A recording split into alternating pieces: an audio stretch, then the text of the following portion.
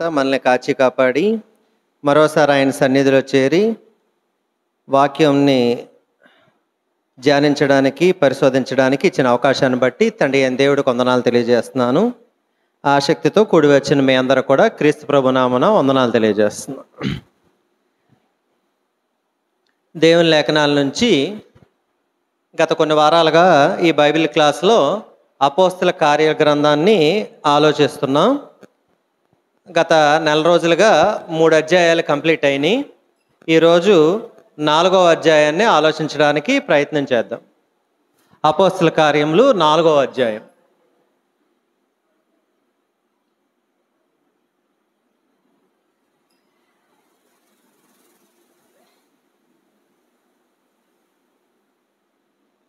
అపోస్తల కార్యములు 4వ అధ్యాయాన్ని ఆలోచించడానికి ప్రయత్నం చేద్దాం. ఈ అపోస్తల కార్యాలు 4వ అధ్యాయం మొత్తానికి ఒక చాప్టర్ లాగా తీసుకుంటే దీనికి ఒక హెడ్డింగ్ ఇవ్వాలి అంటే అపోస్తల కార్యాలు 4వ అధ్యాయానికి మనం ఇవ్వదగ్గ హెడ్డింగ్ ఏంటంటే సంఘానికి కలిగిన మొదటి హింస.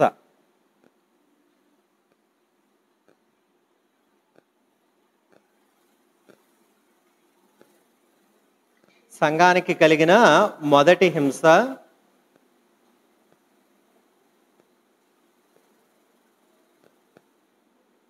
సంఘం యొక్క దాతృత్వం.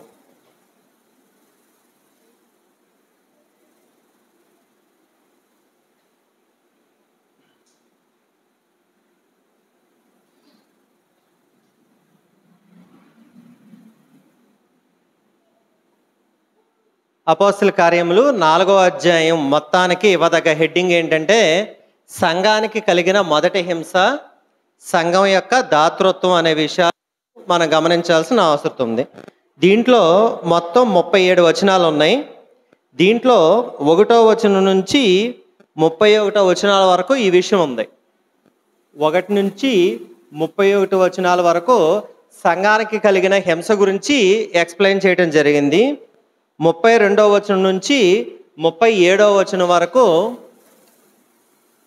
32వ వచనం నుంచి 37వ వచనం వరకు ఆదిమ సంఘం లేదా యెరూషలేములో ఉన్న సంఘం యొక్క దాతృత్వం గురించి వివరించబడింది. ఈరోజు మనం ఈ 1-31 వచనాలు నేర్చుకోవడానికి ప్రయత్నం చేద్దాం. ఈ 32 నుంచి 37 వచనాలు 5వ అధ్యాయంలో కలిసిపోతాయి. అవి అంటే యాక్చువల్గా బైబిల్లో వచనాలు అధ్యాయాలు అనేవి ఒరిజినల్గా రాసినప్పుడు లేవు. అవి మనం కన్వీనియన్స్ కోసం మన చాప్టర్స్ వర్సెస్ అని డివైడ్ చేసుకున్నాం. అంటే అపోస్తల కార్యాలు 5వ అధ్యాయంలో అననీయ సప్పీరా అవి తేవటం అవి ఉంటాయి. అవి 5వ అధ్యాయంలో కలిపి నేర్చుకుందాం. కాబట్టి ఈరోజు మనం ఈ మొదటి 31 వచనాలు ఆలోచించడానికి ప్రయత్నం చేద్దాం. ఇదంత పెద్ద అర్థం చేసుకోవడానికి కష్టమైన అధ్యాయమేమీ కాదు. అపోస్తల కార్యములు 2వ అధ్యాయం కొంచెం కష్టమైన అధ్యాయం. 3వ అధ్యాయంలో కూడా అద్భుతాలు స్వస్థతలు వాటి గురించి ఉంటాయి కాబట్టి కొంచెం కష్టమైంది. దీంట్లో అంత పెద్ద కష్టమైన విషయం ఏమీ లేదు, ఈజీగానే అర్థమవుతుంది. ఒక్కొక్క వచనాన్ని, ఇది ఆరాధన కాదు కాబట్టి బైబిల్ క్లాసు లేదా బైబిల్ ట్రైనింగ్ లాంటిది కాబట్టి ఒక్కొక్క వచనాన్ని జాగ్రత్తగా ఆలోచించడానికి ప్రయత్నం చేద్దాం. ఒకసారి 2వ అధ్యాయంలో సంఘం స్థాపించబడింది. సంఘం స్థాపించబడినప్పుడు ఇంచుమించు 3000 మంది బాప్తిస్మం తీసుకున్నారు. ఆ బాప్తిస్మం తీసుకున్న వాళ్ళు ఎలా ఉన్నారని మనం 2వ అధ్యాయంలో నేర్చుకున్నాం. చాలా ఆనందంగా ఉన్నారు, నిష్కపటమైన హృదయంతో ఉన్నారు, ఏక మనస్సుతో ఉన్నారు, రొట్టె విరుచుట యందును బోధ యందును సహవాసమందును ప్రార్థన యందును ఎడతెగకుండా ఉన్నట్టుగా మనం చూడగలం. అంటే సంఘం అంటే యాక్చువల్గా అపోస్తల కార్యాలు 2వ అధ్యాయం 36వ వచనంలో ముందు పేతురు గారు గొప్ప ప్రసంగం చేస్తాడు. ఆ ప్రసంగం యొక్క కంక్లూజన్ ఏంటంటే యాక్చువల్గా ఇశ్రాయేలీయులు యూదులు ఎవరి కోసం ఎదురు చూస్తున్నారు? మెస్సియా కోసం ఎదురు చూస్తున్నారు. కానీ వీళ్ళతో వచ్చిన ప్రాబ్లం ఏంటంటే వచ్చిన ఆయన మెస్సియా అనుకోవట్లేదు. మెస్సియాని తెలియక ఆయన్నే సిలువ వేశారు. అప్పుడు పేతురు గారు ఏం ప్రూవ్ చేశాడు? అరే బాబు, మీరు సిలువ వేసిన ఈ యేసునే దేవుడు ప్రభువుగాను క్రీస్తుగాను నియమించాడు అని చెప్తే వాళ్ళ హృదయంలో నొచ్చుకుని ఇందుకు మేమేం చేయాలి అంటే పాపక్షమాపణత్వము ప్రతివాడు యేసుక్రీస్తు నామమున బాప్తిసం పొందాలి అని చెప్పాడు. అంటే పేతురు గారు అది ప్రూవ్ చేశాడు. అంటే యాక్చువల్గా ఈ అపోస్తల కార్యం చదివేటప్పుడు మనకు మైండ్లో ఉండవలసిన విషయం ఏంటంటే ముఖ్యంగా యూదులతో వచ్చిన ఇబ్బంది ఏంటంటే వీళ్ళు ఎదురు చూస్తుంది మెస్సియా కోసమే, కానీ వచ్చిన ఆయన మెస్సియా అనుకోరు. అంటే వీళ్ళ ఉద్దేశంలో ఎలా అనుకుంటారంటే, ఇప్పుడు యెరూషలేముని ఎవరు పరిపాలిస్తున్నారు ఇప్పుడు అక్కడ? అంటే ఇప్పుడు మనం చదువుకునే సిచ్యువేషన్ అప్పటికి రోమా సైన్యం పరిపాలిస్తుంది. యేసుక్రీస్తుని సిలువేసింది ఎవరో? రోమా సైనికులు. అంటే ఇప్పుడు కూడా ఎవరున్నారు అక్కడ? రోమా సైన్యమే ఉంది. రోమా సైన్యం. వీళ్ళేమనుకుంటారంటే యూదులు, మెస్సియా వస్తాడు, మెస్సియా వచ్చి మా దావీదు సంతానం నుంచి వస్తాడు, ఆ దావీదు సింహాసనాన్ని యెరూషలేముని మళ్ళీ పునరుద్ధరిస్తాడు, రోమా సైన్యాన్ని వెళ్ళగొట్టుకుని మా అందరు యూదుల కోసం మళ్ళీ రాజ్యాన్ని స్థాపిస్తాడు, యెరూషలేములో కూర్చుని ఇక్కడి నుంచి పరిపాలిస్తాడు, అందులో దేవుని కుమారుడు మెస్సియా అంటే మహాప్రభావంతో సైన్యంతో ధూమ్ధామ్గా హడావిడిగా వస్తాడు అని అనుకున్నారు వాళ్ళు. అందుకే నజరేయుడైన యేసుని, వచ్చిన ఆయన యేసుని, ఆయన యేసు అనుకోవట్లా. ఇప్పుడు పేతురు టార్గెట్ ఏంటంటే ఆయన యేసు అని నిరూపించాలి, ఆయన చనిపోయి తిరిగి లేచాడని నిరూపించాలి. అది 2వ అధ్యాయంలో ప్రూవ్ చేశాడు. 2వ అధ్యాయం చివరికి వచ్చేటప్పటికి ఏమైంది? వాళ్ళందరూ చాలా సంతోషంగా నిష్కపటమైన హృదయంతో ఏక మనస్సుతో ప్రార్థనలో బోధలో అన్నిట్లో ఎడతెక్కకుండా ఉన్నారు. చాలా సంతోషంగా జీవిస్తున్నారు. అయితే ఆ సంతోషం అంతా తుఫాను ముందు ప్రశాంతత లాగానే ఉంది. సంఘం స్థాపించబడింది 2వ అధ్యాయంలో. తర్వాత 3వ అధ్యాయంలో ఏం జరిగింది? మొత్తం అంతా కుంటివాడిని స్వస్థపరచడం గురించి ఉంది. ఆ శృంగారమును దేవాలయపు ద్వారమున వద్ద అతన్ని స్వస్థపరచడం గురించి అద్భుతాలు సూచిక్రియ ఎలా జరిగిందో వచ్చింది.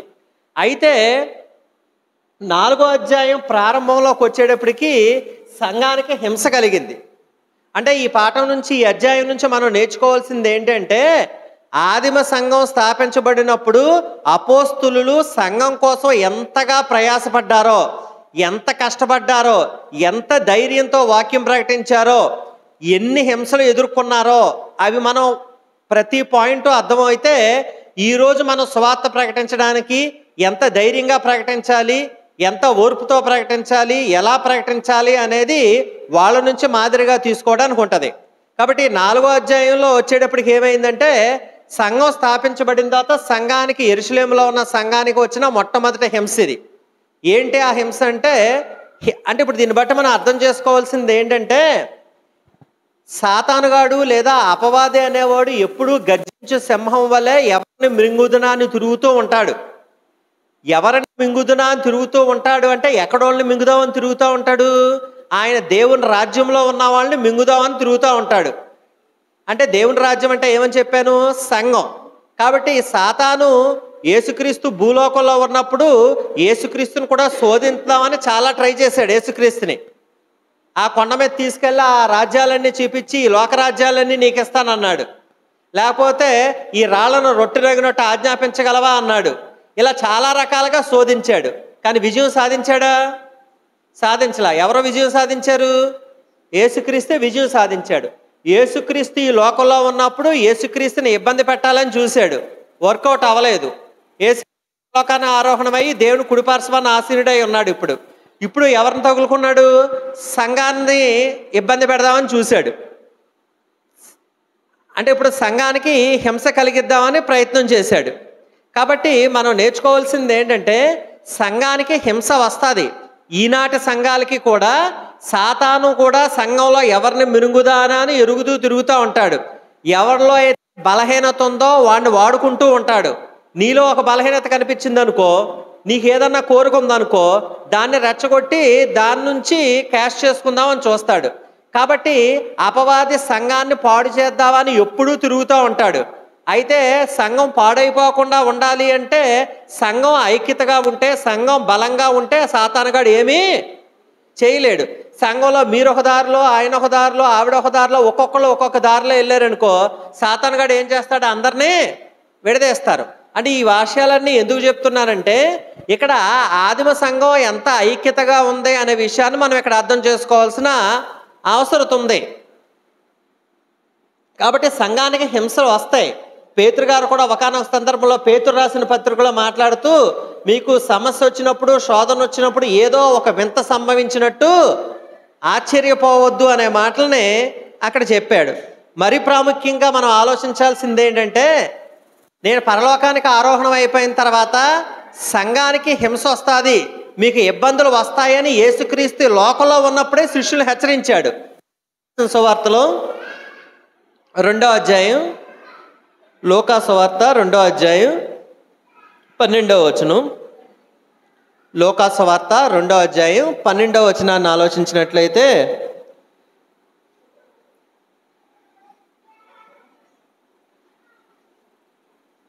ఒక్క నిమిషం.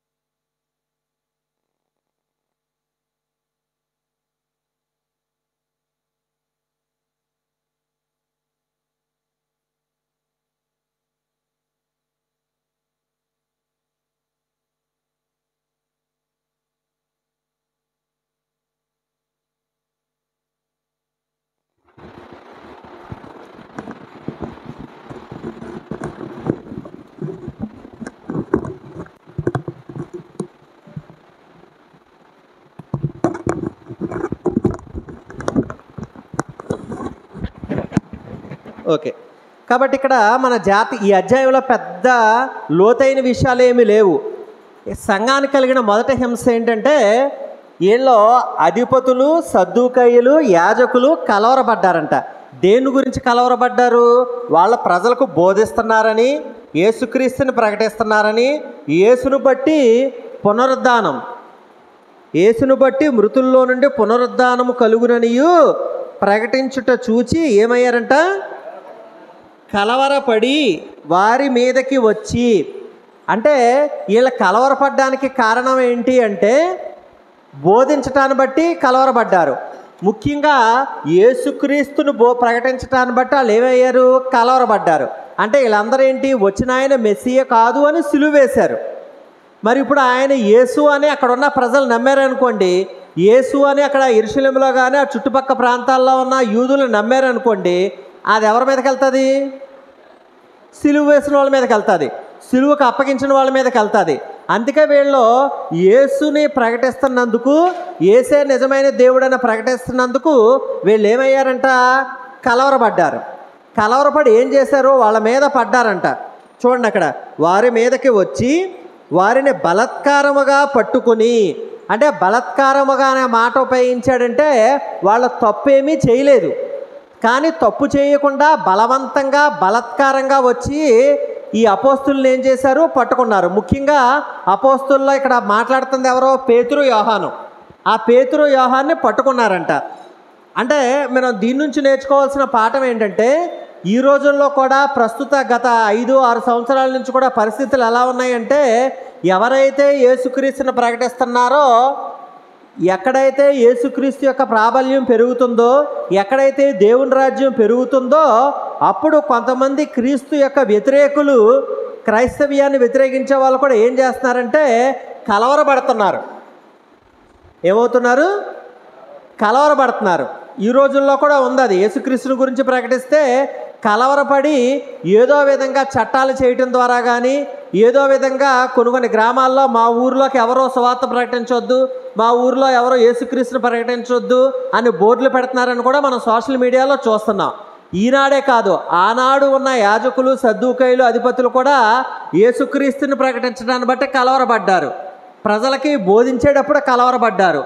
పునరుద్ధానాన్ని గురించి కలవరపడ్డారు. అంటే ఇక్కడ మనం నేర్చుకోవాల్సిన పాయింట్ ఏంటంటే వీళ్ళ కలవరపడ్డారు, మీదకొచ్చే బలత్కారంగా పట్టుకున్నారు అని పేతురు, యోహాను ప్రకటించడం మానేశారా?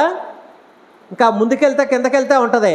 మేము కన్నదానిని విన్నదాన్ని ప్రకటించకుండా ఉండలేము అనే మాట ఉపయోగించారు. అంటే దీంట్లో మనకు మాదిరి ఏంటి? దీంట్లో మనకు ఆదర్శం ఏంటి అంటే ఎంతమంది వచ్చి బలత్కారంగా పట్టుకున్నా, ఎవరు కలవరపడినా, ఎవడ ఏమనుకున్నా సరే మేము యేసుక్రీస్తుని గురించి ప్రకటించుట మానము అని మనం నిర్ణయం తీసుకోవాలి. ఎవరో ఏదో అనుకుంటారని, ఎవరో ఏదో బాధపడతారని మనం ఆలోచించాల్సిన అవసరం లేదు. అలాగైతే ఈరోజు సువార్త మనకి ఈరోజు ఇక్కడికి వచ్చేది కాదు. ఎంతోమంది ఆదిమ సంఘస్థులు, అపోస్తులు మొదలుకొని అనేకమైన ఆదిమ సంఘాలు వీళ్ళందరూ చేసిన ధైర్యంగా, చివరికి ఒక మాటలో చెప్పాలంటే ప్రాణాలకి తెగించి వాళ్ళు చేసిన సువార్త ప్రకటన వల్లనే ఈరోజు సువార్త నీ దాకా వచ్చింది, నా దాకా వచ్చింది, నీకు నాకు ఈరోజు రక్షణ కలిగింది. కాబట్టి ఇలా కలవర పడినా సరే వాక్యాన్ని ప్రకటించటం మానేయలేదు. తర్వాత ఏమైందో చూడండి, 3వ వచనంలో వారిని బలత్కారముగా పట్టుకొని సాయంకాలమైనందున మరునాటి వరకు వారిని కావలిలో ఉంచిరి.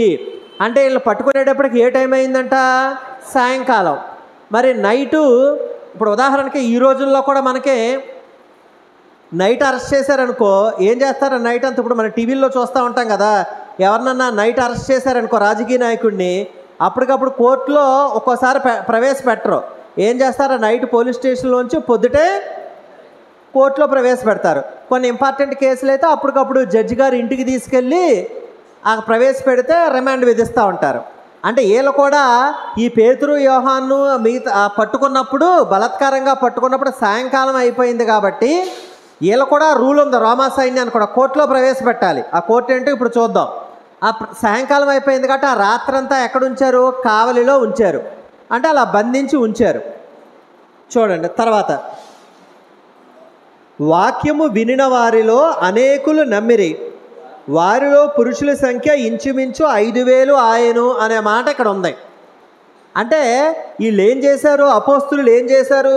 ప్రజలకు బోధించారు, యేసుక్రీస్తుని ప్రకటిస్తున్నారు, యేసును బట్టే మృతుల పునరుద్ధానం కలిగిందని బోధిస్తున్నారు. ఈ విషయాల్ని అనేక మంది ప్రజలు ఏమయ్యారంట? నమ్మిరి. అంటే యాక్చువల్గా ఇక్కడ నమ్మిరి అనే ఒకే ఒక పదం ఉపయోగించాడు, కానీ నమ్మిరి అంటే వాళ్ళ సంఘానికి చేర్చబడ్డారు, రక్షణ పొందారు. కొంతమంది ఈ వాక్యాల్ని, ఇలాంటి వాక్యాలను పట్టుకుని ఏమంటారంటే, నమ్మితే చాలు, బాప్తిసం పొందక్కర్లేదు,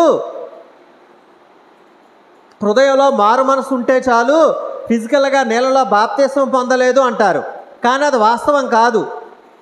ఎలా అంటే మీకు గత 2 వారాల క్రితం చెప్పాను, అపోస్తుల కార్యాలు 2వ అధ్యాయంలో కొన్ని విషయాల గురించి ఎక్స్ప్లెయిన్ చేస్తూ అక్కడ అలంకార భాష మాట్లాడాడు అని చెప్పాను. మనుషులందరి మీద పరిశుద్ధాత్మ వాలెను అనే మాట ఉంది అక్కడ. కానీ మనుషులందరూ అంటే అందరూ కాదని చెప్పాను. అక్కడ ఉన్న అపోస్తుల మీద మాత్రమే వాలాడు. దానికి ఒక ఉదాహరణ చెప్తూ ఏం చెప్పానంటే, ఆదికాండంలో నోవాహు దినాల్లో దేవుడు ఈ సృష్టిని అంతటిని నాశనం చేసేద్దామని అనుకుంటాడు. అక్కడ మాట రాస్తూ ఏమంటాడు? ఆదికాండంలో ఈ సర్వ శరీరులని నాశనం చేద్దామని యెహోవా అనుకొనెను అనే మాట ఉంటుంది. అంటే దేవుడు ఏమనుకున్నట్టు రాశాడు బైబిల్లో? అక్కడ సర్వ శరీరుల్ని నాశనం చేద్దాం అనుకుంటాడు. మరి సర్వ శరీరులు అంటే నోవాహు కూడా ఉంటాడుగా. కానీ నోవాహు కుటుంబం ఏమైంది? అక్కడ రక్షింపబడింది. అంటే అది సర్వ శరీరులు అనే మాటను అక్షరార్థంగా తీసుకోకూడదు. అది అపోకలిప్టిక్ లాంగ్వేజ్ అంటారు. అంటే మీకు కొన్ని ఉదాహరణలు చెప్పాను.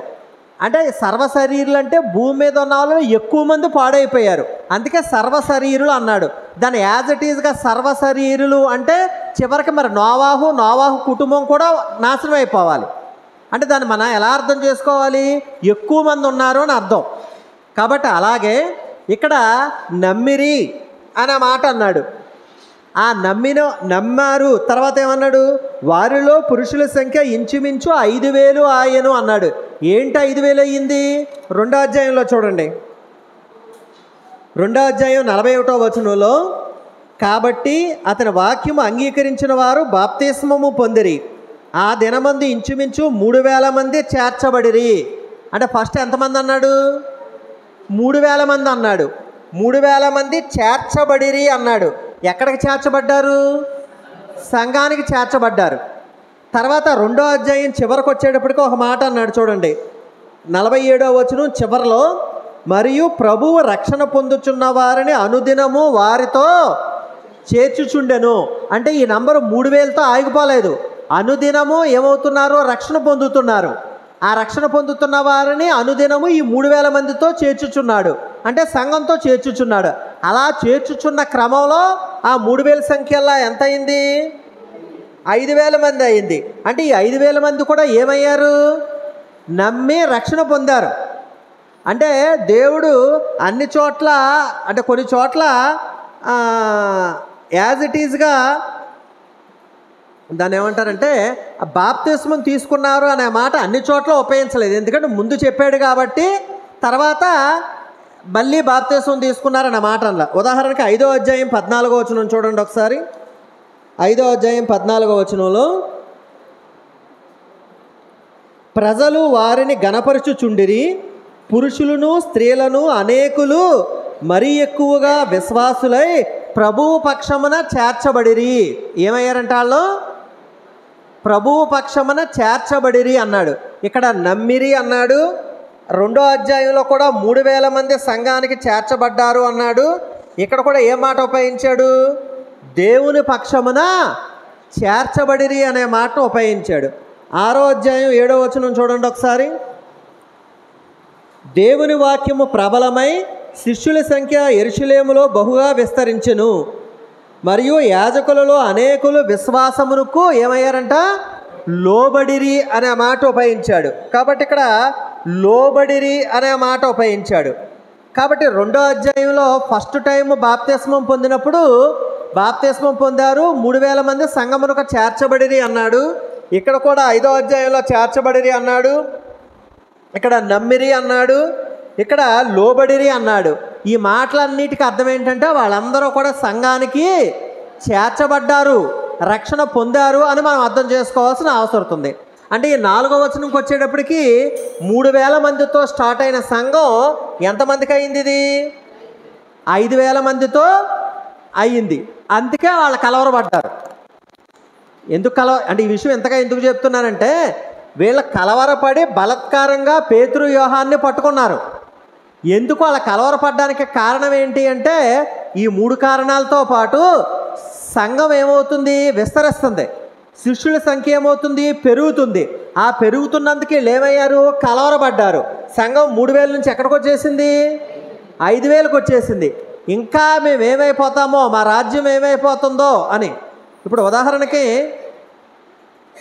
ఈ మాట మైక్లో చెప్పకూడదు కానీ, ఈ ఒక్కొక్కసారి కొన్ని దేశాలు ఇంచుమించు ఒక్కోసారి మన దేశాలు కూడా ఫలానా మతస్థుల సంఖ్య ఎక్కువైపోతుంది, మనం జాగ్రత్తగా ఉండాలని ఇంకా ఎక్కువగా ప్రచారం చేసుకుంటూ ఉంటున్నారు. అలాగే వీళ్ళ నమ్మేవాళ్ళు, యేసుని నమ్మేవాళ్ళు, వచ్చిన ఆయన మెస్సియా అని నమ్మేవాళ్ళ సంఖ్య ఎక్కువైపోయేటప్పటికీ ఇది మా రాజ్యానికి, మా అధికారానికి ఎక్కడ ఎసరు తెచ్చి పెడుతుందో అని చెప్పేసి వాళ్ళ కలవరపడి ఏం చేశారు? బలత్కారంగా ఆ పేతురు యోహాన్ని పట్టుకుని ఎక్కడుంచారు? చెరసాలలో ఉంచాడు. అంటే ఇదంతా ఎవరు చేస్తున్న పనులు? అపవాది చేస్తున్న పనులు. అంటే అపవాది సంఘం ఏర్పరిచిన మొదటి దినాల్లోనే డైరెక్ట్గా సంఘం మీద అటాక్ చేశాడు. నేను మళ్ళీ చెప్తున్నాను, గుర్తుంచుకోండి. సంఘం ఐక్యంగా ఉండాల్సిన అవసరం ఉంది. సంఘం ఐక్యంగా లేకపోతేనే అపవాదిగాడు వచ్చి సంఘాన్ని విడగొట్టాలి అనే ప్రయత్నాలు మొదలవుతాయి. సంఘం అంతా ఏక మనస్సుతో, ఏకభావంతో, ఏకతాత్పర్యంతో, ఒకటే మాట మీద, అపోస్తుల బోధ మీద ఉంది అనుకోండి, అప్పుడు సంఘం విడిపోయే అవకాశం ఉంటుందా? ఉండదు. ఇప్పుడు నేను మొన్న చెప్పాను, 2 వీక్స్ బ్యాక్ చెప్పాను. ఇప్పుడు ఆయన ఒకటి అనుకుంటున్నాడు, బ్రదర్ ఒక ఆదాం గారు ఒక విషయం అనుకుంటున్నారు, రవిరాజ్ గారు ఒకటి అనుకుంటున్నారు. తెలియనప్పుడు ఒక్కొక్కళ్ళు ఒకటి అనుకుంటారు. కానీ మనకు కావాల్సింది ఏంటి? నువ్వేమనుకున్నావు, నేనేమనుకున్నావు అని కాదు. వాక్యం ఏమనుకుంటుంది, వాక్యం ఏమైంది అంటుంది అన్న విషయం మనం నేర్చుకున్నాం అనుకో, అప్పుడే ఏక మనసు, ఏకభావం, ఏకతాత్పర్యం వస్తుంది. అప్పుడు నువ్వైనా నేనైనా ఎవరైనా సరే దేన్ని ఫాలో అవ్వాలి? వాక్యాన్ని ఫాలో అవ్వాలి. అప్పుడు ఐక్యత వస్తుంది. ఎవరి అభిప్రాయం వాళ్ళ నెగ్గాలి అనుకుంటే ఎప్పటికే ఐక్యత రాదు అనే విషయాన్ని మనం గమనించాల్సిన అవసరం ఉంది. కాబట్టి ఇక్కడ సాతానుగాడు, అపవాది ఏం చేస్తున్నాడంటే, సంఘాన్ని ఏ విధంగానైనా సరే పడగొట్టాలి, సంఘానికి ఇబ్బంది కలిగించాలని ప్రయత్నం చేశాడు యెరూషలేములో ఉన్న సంఘానికి. కానీ విషయం ఏంటంటే, అపవాది సాతాను ఎంతగా సంఘాన్ని పాడు చేయాలని ప్రయత్నించాడో అంతకు రెట్టింపు వేగంతో సంఘం విస్తరించింది. ఎక్కడెక్కడికి విస్తరించింది? సంఘం ఇప్పుడు ఎక్కడ మాట్లాడుతున్నాం? ఇది 8వ అధ్యాయం వరకు, ఇంచుమించు 8వ అధ్యాయం చివరి వరకు యెరూషలేములో ఉన్న సంఘటనలా మాట్లాడాడు. చివరికి 8వ అధ్యాయం దాటిన తర్వాత యెరూషలేం నుంచి సమరయ ప్రాంతానికి వెళ్ళింది. సమరయ నుంచి భూదిగంతాలకు వెళ్ళింది. ఆ భూదిగంతాల్లోనే మనం ఉన్నాం, భారతదేశంలో ఉన్నాం. అంటే చరిత్రకారులు తోమా కేరళ వచ్చాడని, అక్కడి నుంచి సువార్త ప్రకటించాడని చెప్తూ ఉంటారు. సరే ఏదేం చెప్పినా మనం యెరూషలేము నుంచి సమరయ, చుట్టూ ఉన్న ప్రాంతం సమరయ, అక్కడి నుంచి భూ దిగాంతాల వరకు ఏమైంది? సువార్త విస్తరింపబడింది. అపవాది అంటే ఆదిమ సంఘస్థులు అంత బలంగా పనిచేశారు, అంత ఐక్యంగా ఉన్నారు అనే విషయాన్ని మనం గమనించాల్సిన అవసరం ఉంది. తర్వాత అంటే ఇప్పుడు మొదటి 4 వచనాల్లో వీళ్ళని పట్టుకోవటం గురించి ఉంది. 5వ వచనం చూడండి. మరునాడు వారి అధికారులను, పెద్దలను, శాస్త్రులను యెరూషలేములో కూడుకొనిరి. ఎవరంట వాళ్ళు? ఈ మాట గమనించాలి. యెరూషలేములో కూడుకున్నారు. అధికారులు, పెద్దలు, శాస్త్రులు.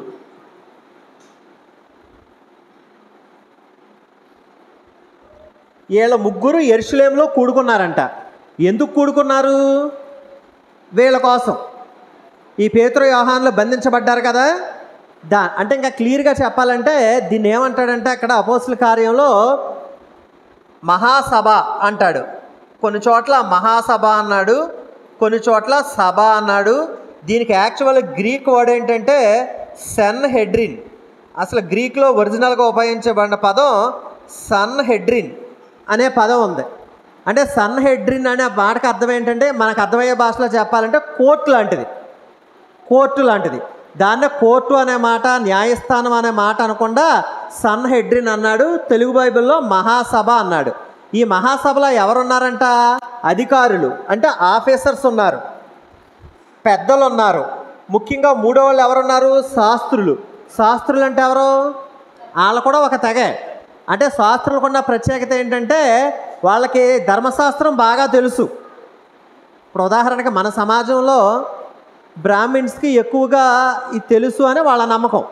అందుకే సమాజంలో వాళ్ళని ఎలా చూస్తారో వాళ్ళకి ఈ వేదాలు ఇవన్నీ తెలిసిన వారుగా మన సమాజం పరిగణిస్తుంది. అలాగే ఈ శాస్త్రులు అనేవాళ్ళు ఎవరంటే ధర్మశాస్త్రం బాగా తెలిసిన వాళ్ళు.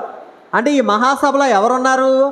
అధికారులు ఉన్నారు. అంటే ఆర్డర్స్ పాస్ చేసే అధికారులు ఉన్నారు, నిర్ణయాలు తీసుకునే పెద్దలు ఉన్నారు. ఆ నిర్ణయం సరైందో కాదో, ధర్మశాస్త్రంలో ఉందో లేదో అని ఆ జ్ఞానం ఉన్న శాస్త్రులు ఉన్నారు. అంటే వీళ్ళ ముగ్గురు కూర్చున్నారు యెరూషలేములో. మీరు ఆలోచించండి. అంటే అది చిన్న విషయం కాదు. పేతురు యోహానులు ఇప్పుడు ఎవరి ముందు నిలవబడ్డారు? వీళ్ళ దగ్గర నిలవబడ్డారు. వీళ్ళ దగ్గర నిలవబడ్డా అంటే కోర్టు. వాళ్ళు అక్కడ ఉన్నవాళ్ళు ఇప్పుడు మనలాటోడు నుంచోబెడితే మనం సమాధానం చెప్పలేమన్నమాట. మనకి తెలిసినా సరే ఒక్కసారి మనకు ఎలా అనిపిస్తుందంటే అక్కడ చెప్పలేం. మనం ఇంటికి వెళ్ళి పడుకున్న తర్వాత ఆలోచన వస్తుంది, అయ్యో నేను అలా ఆ డైలాగ్ వేసుంటే బాగుండు, నేను అలా అడుగుంటే బాగుండు అని ఇంటికి వచ్చేసిన తర్వాత అనిపిస్తుంది. ఇది అంతా ఆలోచించుకుంటే అక్కడ అడగలేం, ఒక్కోసారి మాట్లాడలేం. అంటే ఇప్పుడు పేతురు యోహాను ఎవరిని ఎదుర్కోవాలి? మామూలు వాళ్ళు కాదు, శాస్త్రులను ఎదుర్కోవాలి, పెద్దలను ఎదుర్కోవాలి, అధికారులను ఎదుర్కోవాలి. ఎదుర్కోవటం అంటే మనుషుల జ్ఞానం సరిపోదు. అందుకే వాళ్ళకి పరిశుద్ధాత్ముడు బలాన్ని ఇచ్చాడు. దేవుడు పరిశుద్ధాత్మ అనే శక్తిని ఇచ్చాడు. ఆ పరిశుద్ధాత్ముడు వాళ్ళలో ఉండి వాళ్ళ చేత వాళ్ళకి ఎలా సమాధానం చెప్పాలో, ఏం చేయాలో అవన్నీ కూడా ఎవరు చూసుకుంటున్నారు? ఆ పరిశుద్ధాత్ముడు చూసుకుంటున్నాడు. ఇందాక మనం చదువుకున్న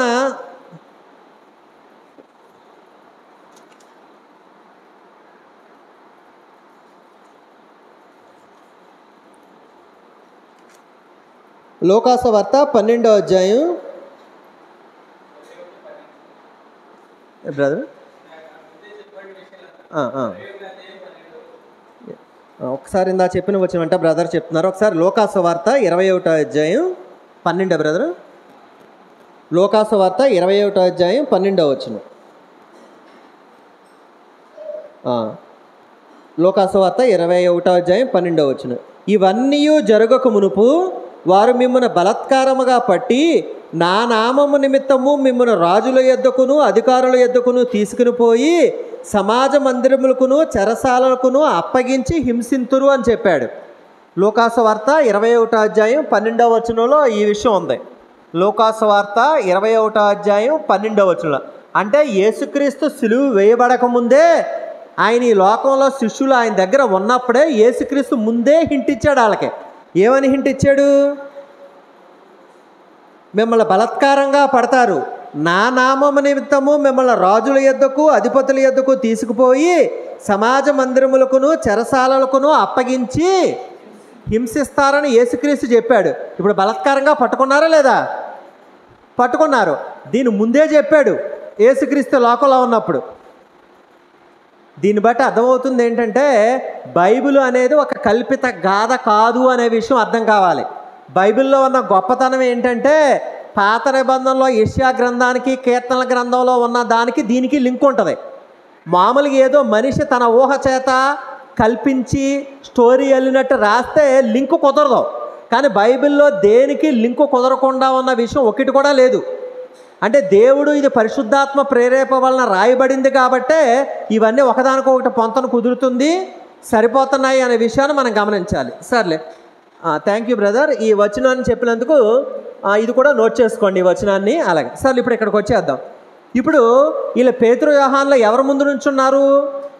అధికారుల ముందు, శాస్త్రుల ముందు, పెద్దల ముందు. ఏది పడితే అది మాట్లాడితే వీళ్ళు ఊరుకోరు. ఎందుకంటే శాస్త్రులకు మొత్తం తెలుసు. వాళ్ళు చేసే తప్పుడు పని అయినా వాళ్ళకి అంతా తెలుసు, ధర్మశాస్త్రం అంతా తెలుసు. కాబట్టి జాగ్రత్తగా మాట్లాడాలి కాబట్టి వాళ్ళకి ఏం కావాలి? పరిశుద్ధాత్మని యొక్క సహాయం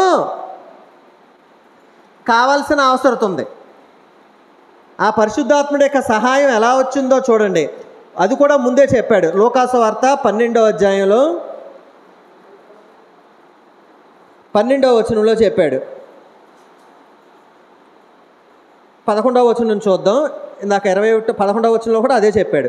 లూకాసు వార్త 12వ అధ్యాయం 11వ వచనంలో, వారు సమాజ మందిరముల పెద్దల యొద్దకును అధిపతుల యొద్దకును అధికారుల యొద్దకును, చూడండి ఇంచుమించు అవే మాటలు కూడా ఉన్నాయి. పెద్దల యొద్దకును అధిపతుల యొద్దకును అధికారుల యొద్దకును మిమ్మల్ని తీసుకెళ్తారు. 12:11 మిమ్మల్ని తీసుకుని పోనప్పుడు మీరు ఎలాగూ ఏమి ఉత్తరమిచ్చేదమా ఏమి మాట్లాడుదమా అని చింతింపకుడి. మీరేమి చెప్పవలసినది పరిశుద్ధాత్మ ఆ గడియలోనే మీకు నేర్పుననెను. అంటే ఇప్పుడు నేను ఈ మాటలు ఎందుకు తీశానంటే, మీరు వీళ్ళ పేతురు యోహాన్లు వీళ్ళ ముందు నుంచున్నారు. నుంచుని మరి వీళ్ళు మామూలు కాదు, వీళ్ళు మొత్తం ధర్మశాస్త్రాన్ని అవపాసన పట్టిన వాళ్ళు, ఎన్నో కేసులు విచారించున్న వాళ్ళు, ఏది పదాడు మాట్లాడితే మొత్తం స్టోరీ అంతా తేడా వచ్చేద్ది. వాళ్ళ మాటల్లో ఏదన్నా తప్పు దొరుకుద్దా అని చూస్తారు. అసలు విషయం వదిలేసి ఆ మాటలో తప్పును పట్టుకుని శిక్ష విధించే అవకాశం ఉంది. కాబట్టి యేసుక్రీస్తు ఏమన్నాడంటే, మీరు ఏం మాట్లాడాలో ఏమి ఉత్తరం ఇవ్వాలో పరిశుద్ధాత్ముడు ఆ గడియలోనే మీకు నేర్పుతాడు అని చెప్పాడు. కాబట్టి మీరేమవద్దు అంటున్నాడు, చింతింపొద్దు అని అంటున్నాడు. ఇక్కడ మనం గమనించాల్సిన ఇంకొక విషయం ఏంటంటే, ఇప్పుడు ఎవరిని బంధించారు? ఇక్కడ పేతుర్ని యోహాన్ని బంధించారు. వాక్యం ప్రకటించే వాళ్ళని బంధించగలిగారు కానీ వాక్యాన్ని బంధించలేకపోయారు. నేను చెప్పిన పాయింట్ అర్థమైందా? వాక్యాన్ని ప్రకటించే వారిని బంధించారు కానీ వాక్యాన్ని బంధించలేకపోయారు. అంటే శక్తి దేంట్లో ఉంది? వాక్యంలో ఉందంటారా, వాక్యం ప్రకటించే వారిలో ఉందంటారా? వాక్యంలో ఉంది. రోమీయులకు రాసిన పత్రిక 1వ అధ్యాయంలో, రోమీయులకు రాసిన పత్రిక 1వ అధ్యాయం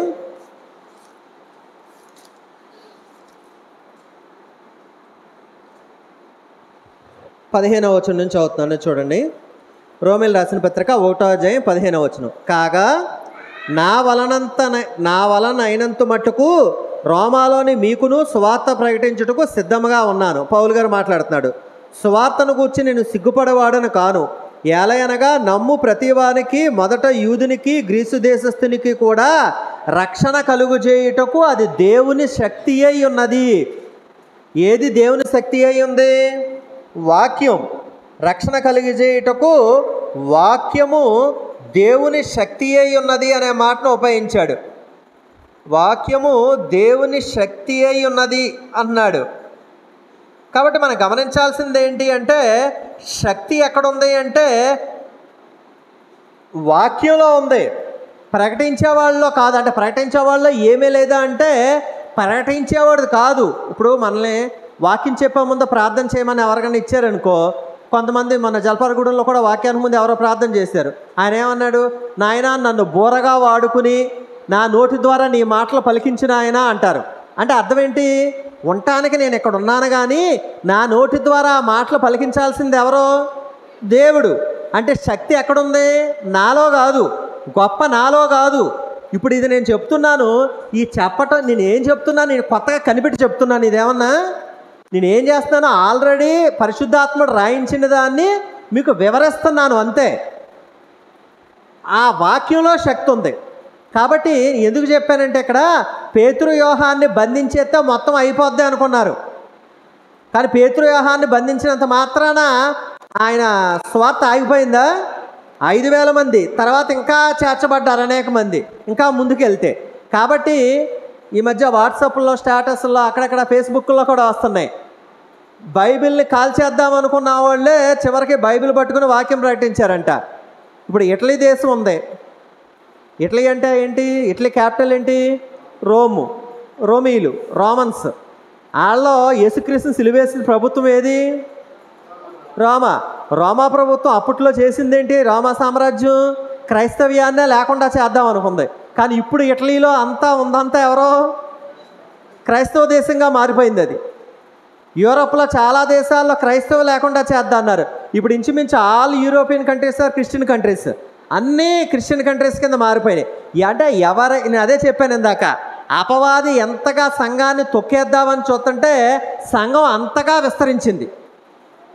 కాబట్టి ఇక్కడ కూడా అంతే, అపవాది ఏదో పేతురు యోహాన్ని అరెస్ట్ చేసి బంధించి బెదిరించి భయపెట్టి కొట్టేస్తే యేసుక్రీస్తు ప్రకటించడం ఆగిపోద్ది, దేవుని రాజ్యం సంఘం విస్తరించడం ఆగిపోద్ది అనుకున్నారు. సంఘ విస్తరణ ఎక్కడా ఆగలేదు. ఆ విషయాన్ని మనం నేర్చుకోవాల్సిన అవసరం ఉంది. తర్వాత 5వ వచనంలో 6వ వచనంలో ప్రధాన యాజకుడైన అన్నయ్యు, ఎవరంట? ప్రధాన యాజకుడైన అన్నయ్యు, తర్వాత ఎవరు? కయపయు. ఈ అన్న అనేవాడు కయపకి అల్లుడు. అది సువార్తలో ఉంటుంది, ఇప్పుడు అది మన సందర్భం కాదులే. కాబట్టి ప్రధాన యాజకుడు ఉన్నాడు అక్కడ, అన్నయ్య అనేవాడు, కయప అనే ఉన్నాడు, ఇంకా ఎవరున్నారు? యోహాను, అలెక్సంద్రును అనేవాళ్ళు ఉన్నారు. ఇంకా ఎవరున్నారు? ప్రధాన యాజకుని బంధువులందరూ వారితో కూడా ఉండిరి. కాబట్టి ఇదిగో ఈ మహాసభలో సన్హెడ్రిన్లో ఎవరున్నారంట? ప్రధాన యాజకుడు ఉన్నాడు, యాజకుడు ఉన్నాడు, అధికారులు ఉన్నారు, పెద్దలు ఉన్నారు, శాస్త్రులు ఉన్నారు. జనరల్గా చరిత్రకారుల అభిప్రాయం ప్రకారం ఈ సన్హెడ్రిన్లో ఈ మహాసభలో సుమారుగా 71 మంది ఉంటారంట లెక్క. 71 మంది అంటే ఇప్పుడు పేతురు యోహాన్ని విచారించడానికి, కేసు విచారణ జరగడానికి ఎంతమంది కూర్చున్నారు అక్కడ? 71 మంది కాకుండా ఇంకా వాళ్ళ చుట్టాలు బంధువులు వాళ్ళందరూ కూర్చున్నారు.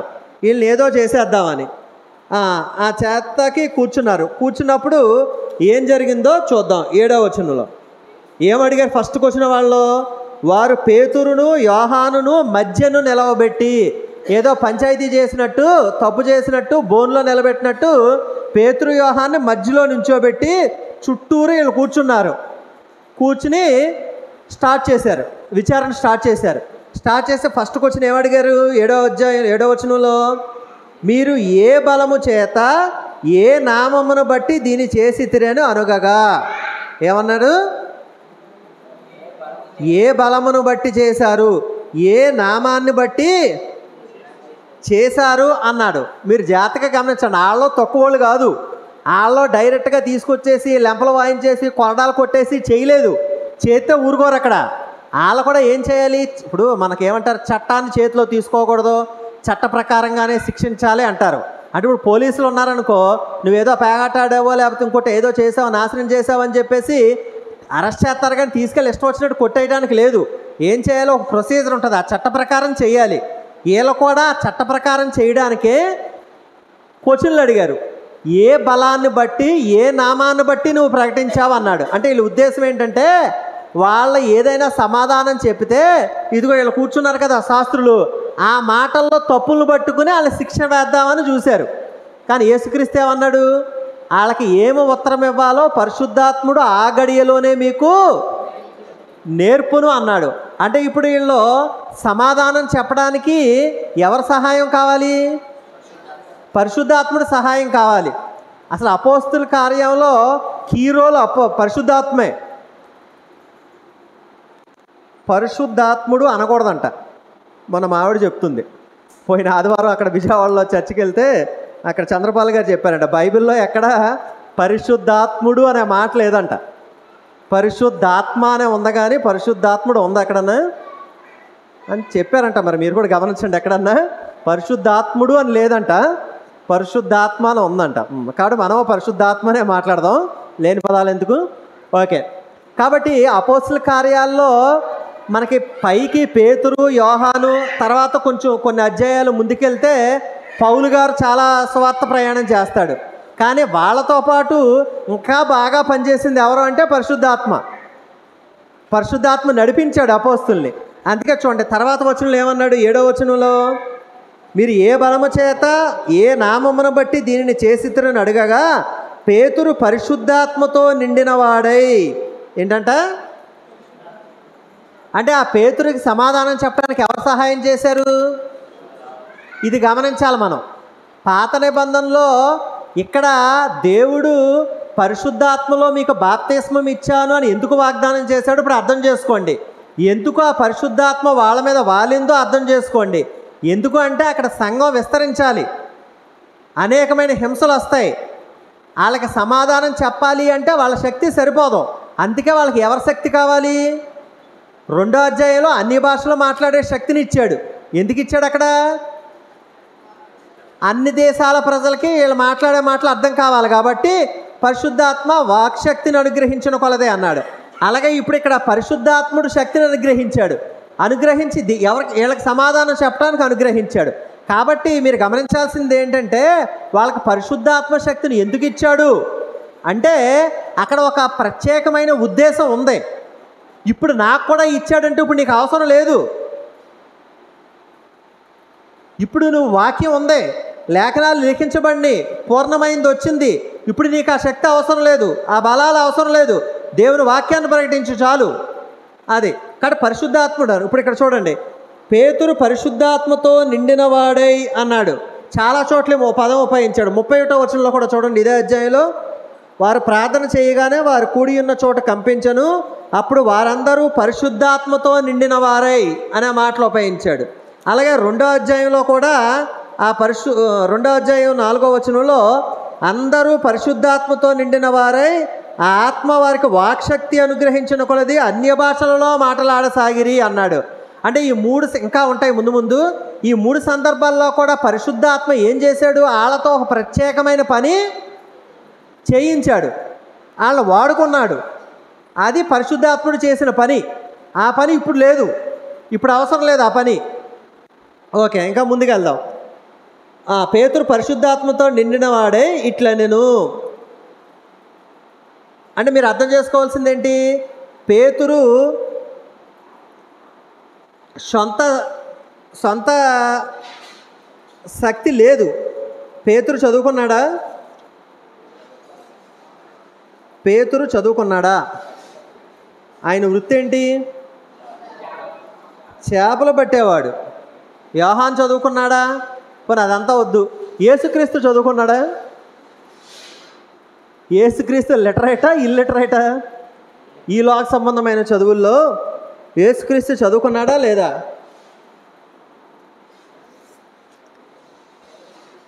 యోహాను సువార్త 7వ అధ్యాయం 15వ వచనంలో, యోహాను సువార్త 7వ అధ్యాయం 15వ వచనంలో లేదా 14వ వచనం చదువుకుందాం సందర్భం అర్థం కావడం కోసం. యోహాను సువార్త 7వ అధ్యాయం 14వ వచనంలో, సగము పండుగ అయినప్పుడు యేసు దేవాలయంలోనికి వెళ్ళి బోధించుచుండెను. యూదులు అందుకు ఆశ్చర్యపడి చదువుకొనని ఇతనికి ఈ పాండిత్యం ఎట్లు వచ్చినని చెప్పుకొనిరి. చదువుకొనని ఇతనికి ఈ పాండిత్యం ఎలా వచ్చింది అంటే జాగ్రత్తగా అర్థం చేసుకోండి. చదువుకొనని ఇతనికి చదువుకోలేదు, మామూలు చదువులు చదువుకోలే, కానీ అతను పాండిత్యం ఉంది. దేంట్లో? వాక్యంలో, ధర్మశాస్త్రంలో. ఈ పాండిత్యం ఇతనికి ఎలా వచ్చింది అనుకున్నాడు. అంటే దీన్ని బట్టి మనం అర్థం చేసుకోవాల్సింది ఏంటంటే ఈ లోక సంబంధమైన చదువులు ఉన్నప్పటికీ లేనప్పటికీ నీకు ఆసక్తి ఉంటే, ఇంట్రెస్ట్ ఉంటే దేవుని యొక్క వాక్యంలో పాండిత్యాన్ని ఖచ్చితంగా సంపాదించవచ్చు. ఇప్పుడు వాళ్ళు ఏమంటున్నారు? చదువుకోనని ఇతనికి ఇట్టి పాండిత్యం ఎట్లు వచ్చానని ఆశ్చర్యపడేది. అంటే ఈ లోక సంబంధమైన పాండిత్యం లేదు, చదువుకోలేదు యేసుక్రీస్తు చిన్నప్పుడు, కానీ ఆయనకి ఈ పాండిత్యం, ఆయన బైబిల్లో వాక్యంలో ఉన్న పాండిత్యాన్ని చూసి వాళ్ళు ఆశ్చర్యపోయారు. అలాగే అంటే యేసుక్రీస్తు చదువుకోలా, పేతురు చదువుకోలా, యోహాను చదువుకోలా, కానీ ధర్మశాస్త్రాన్ని అవపోసన పట్టిన ఈ శాస్త్రులకి, పెద్దలకి, అధికారులకి సమాధానం ఇవ్వాలి అంటే వాళ్ళ జ్ఞానం సరిపోదు. కాబట్టి పరిశుద్ధాత్ముడు ఏం చేశాడు? వాళ్ళకి సహాయం చేశాడు. సరే, దీని గురించి ఇంకా ఎక్కువ వద్దు. పేతురు పరిశుద్ధాత్మతో నిండినవాడే ఇట్లనెను. చూడండి ఏమన్నాడు? ఆ సంబోధన చూడండి ఎలా ఉందో. ప్రజల అధికారులారా, పెద్దలారా. ఇక్కడ కాపుదాం. గౌరవంగా సంబోధించాడా లేదండి? ఇప్పుడు పేతురు యోహాన్ని న్యాయంగా పట్టుకుని చెరసాల్లో వేశారా, అన్యాయంగా పట్టుకుని చెరసాల్లో వేశారా? అన్యాయంగా పట్టుకుని చెరసాల్లో వేశారు. ఎందుకు చెరసాల్లో వేశారు? ఎందుకు బంధించారు? దీని గురించి బంధించారు. మామూలుగా మనకైతే ఏమొస్తుంది? బంధించేసి అక్కడ చీలు చేస్తాడంటే ఎవడరా నన్ను బంధించింది అని ఇంకా నోటుకు బూతులే వస్తాయి. ర్యాష్గా మాట్లాడతాం. చెప్పు, నన్ను ఎందుకు బంధించావు, నన్ను ఎందుకు తీసుకొచ్చావు, ముందు నన్ను ఎందుకు తీసుకొచ్చావు చెప్పు, తర్వాత విషయాలు తర్వాత మాట్లాడదాం అని రెచ్చిపోయి మాట్లాడతాం. కానీ పేతురు యోహాను ఎలా సంబోధించారు వాళ్ళని? ప్రజల అధికారులారా, పెద్దలారా అని గౌరవంగా. మీరు ప్రజలకి అధికారులు, ప్రజల అధికారులారా, పెద్దలారా. దీన్ని బట్టి మనం అర్థం చేసుకోవాల్సింది ఏంటంటే సువార్త ప్రకటించేటప్పుడు సంయమనం ఉండాలి, బ్యాలెన్స్డ్గా ఉండాలి, గౌరవంగా ఉండాలి, మర్యాదగా మాట్లాడాలి, మర్యాద కోల్పోకూడదు. ఎదుటివాడు అంటే సాతాను రూపంలో ఉండేవాడు రెచ్చగొట్టినా, మనల్ని హింసించినా, బాధ పెట్టినా మన మర్యాదను మనం కాపాడుకోవాలి. వాక్యం ప్రకటించుకుంటూ రోడ్డు మీద వెళ్తాం, ఎవడరా మా వీధిలోకి వచ్చింది, ఎవడరా మా రోడ్లోకి వచ్చింది, వెళ్ళిపోండి అని ఏరా అని ఇంకా బూతులు మాట్లాడుతున్నాడు అనుకో, మాట్లాడినా సరే యేసుక్రీస్తు కోసం సహించాలి. మనం సమాధానం ఎలా ఉండాలి? ఏంట్రా మమ్మల్ని ఏరా అంటున్నావు అని, నువ్వంటే నేను అనలేనా, నువ్వే ఏరా అన్నావు అనుకో, అప్పుడు విషయం దేని చుట్టూ తిరుగుద్ది? ఈ ఏరా గురించి తిరుగుద్ది, అసలు విషయం పోద్ది. కాబట్టి స్వార్థ ప్రకటించేటప్పుడు మర్యాదగా ఉండాల్సిన అవసరం ఉంది. అంత బంధించి మధ్యలో నిల్చోబెట్టి ఏ నామాన్ని బట్టి ఏ బలాన్ని బట్టి నువ్వు ప్రకటించావంటే ప్రజల అధికారులారా పెద్దలారా అని గౌరవంగా సంబోధించాడు. కాబట్టి ఎవరినైనా మన హింసించేవారిని మన కామెంట్ చేసేవారిని కూడా గౌరవంగా సంబోధించవలసిన అవసరత మన మీద ఉంది అనే విషయాన్ని గమనించాలి. తర్వాత ఆ దుర్బలునికి చేయబడిన ఉపకారమును గూర్చి, ఏ దుర్బలుడు? 3వ అధ్యాయంలో కుంటివాణ్ణి స్వస్థపడతాడు కదా, అతను గురించి మాట్లాడేది. ఆ దుర్బలునికి చేయబడిన ఉపకారమును గూర్చి వాడు దేని వలన స్వస్థత పొందినని నేడు మమ్మను విమర్శించుచున్నారు గనుక, అప్పుడు చెప్పాడు పేతురు, మీరందరూ ఇశ్రాయేలీయుల ప్రజలందరూ తెలుసుకోవలసినది ఏమనగా అన్నాడు. చూడండి, పేతురు గారు మళ్ళీ అదే మాట మాట్లాడాడు. అపోస్తల కార్యాలు 2వ అధ్యాయం స్టార్టింగ్లో ఏమన్నాడు? ఇశ్రాయేలు వారలారా అని సంబోధించాడు. 3వ అధ్యాయం ప్రసంగం చెప్పేటప్పుడు కూడా ఏమన్నాడు? ఇశ్రాయేలు వారలారా అన్నాడు. ఇక్కడ కూడా చెప్పేటప్పుడు ఏమంటున్నాడు? ఇశ్రాయేలీయుల వారలారా మీరు తెలుసుకోవాలి అంటున్నాడు. ఏంటి తెలుసుకునేది? యేసుక్రీస్తే చనిపోయాడు, ఆయనే మెస్సియా, ఆయనే తిరిగి లేచాడు, ఆయన్నే మీరు సిలువుకు అప్పగించారు అన్న విషయం వాళ్ళకి అర్థం కావాలి. అందుకే ఇక్కడ చూడండి, వాక్యం ప్రకటించడానికి ఏ అవకాశం వచ్చినా దాన్ని ఉపయోగించుకోవాలి. నేను ఎలాగే ప్రకటిస్తాను కాదు. నీకు ఇప్పుడు ఇక్కడ సిచ్యువేషన్ ఏంటి? కోర్టులో మధ్యలో నుంచోబెట్టి అరెస్ట్ చేసి నువ్వెందుకు చేస్తున్నావు అని అడిగితే దాన్ని కూడా ఇలా అవకాశం కింద ఉపయోగించేసుకున్నారు. దేన్ని ప్రకటించడానికి? వాక్యాన్ని ప్రకటించడానికి. ఏమంటున్నాడు అక్కడ? ఇశ్రాయేలు వారలారా,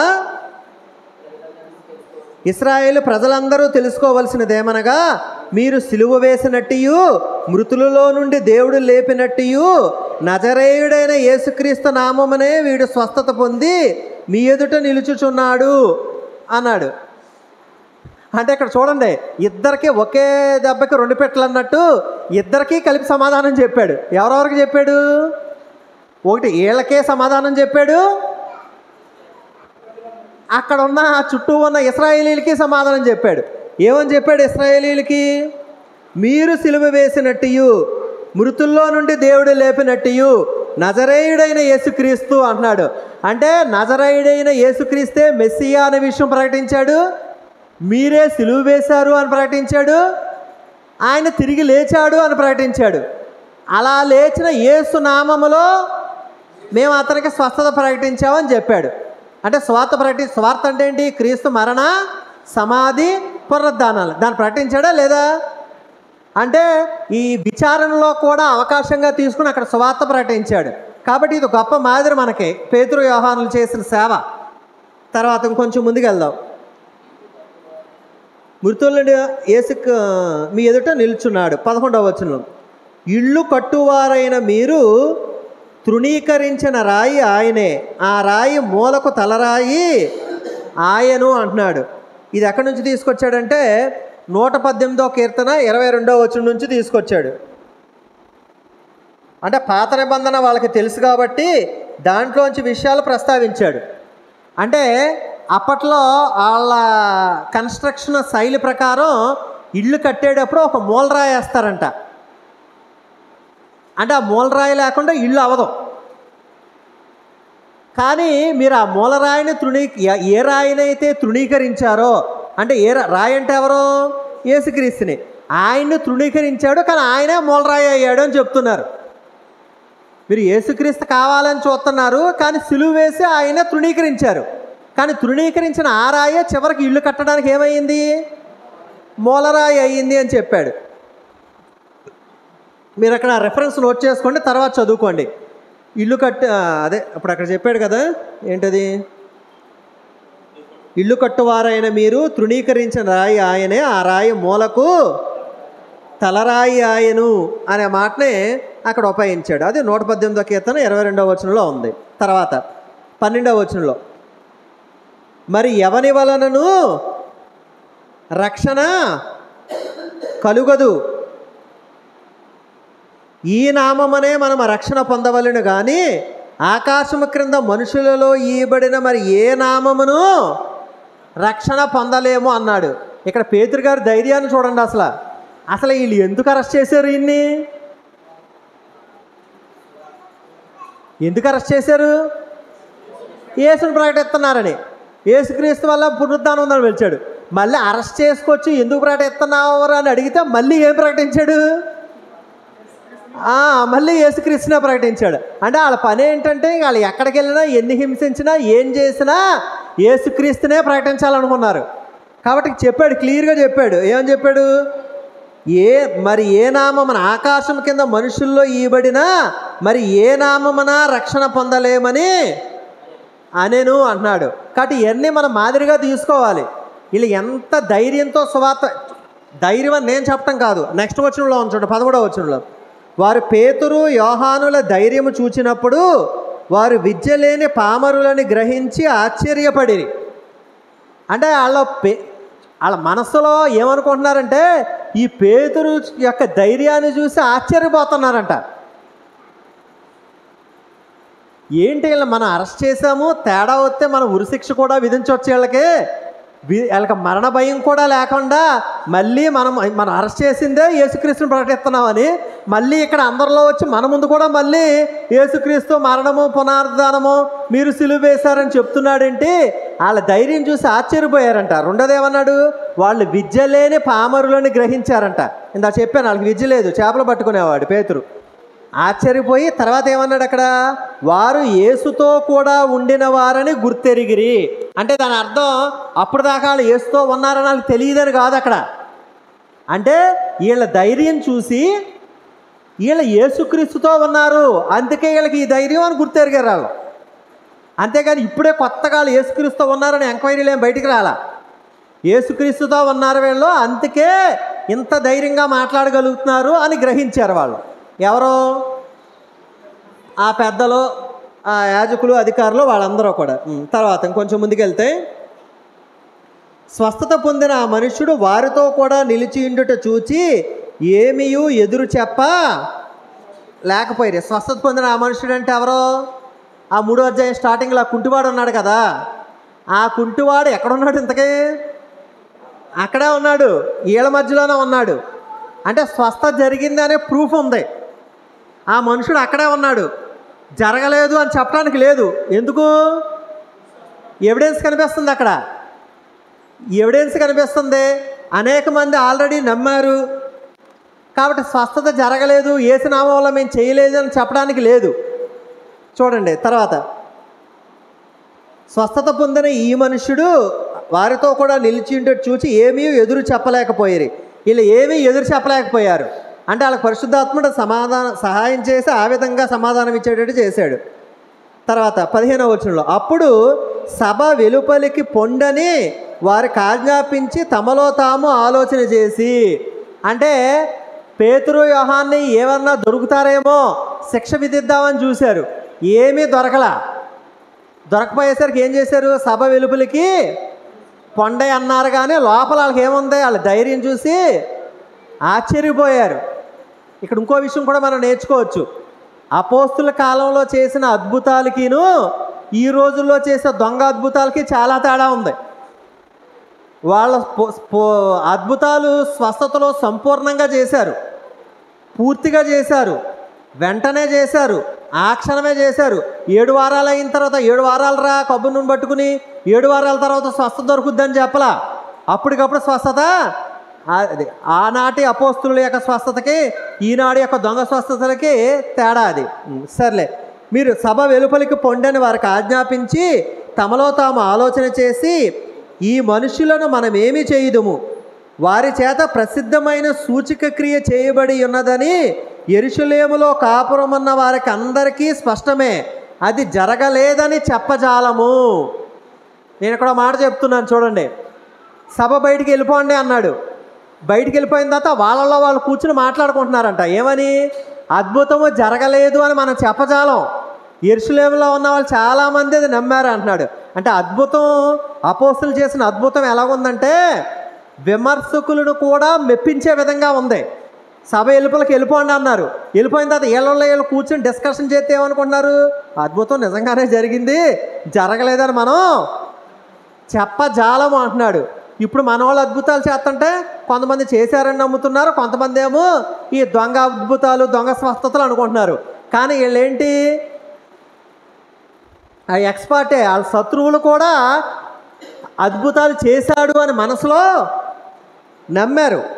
చూడండి, ఎదురు చెప్పలేకపోయేరి.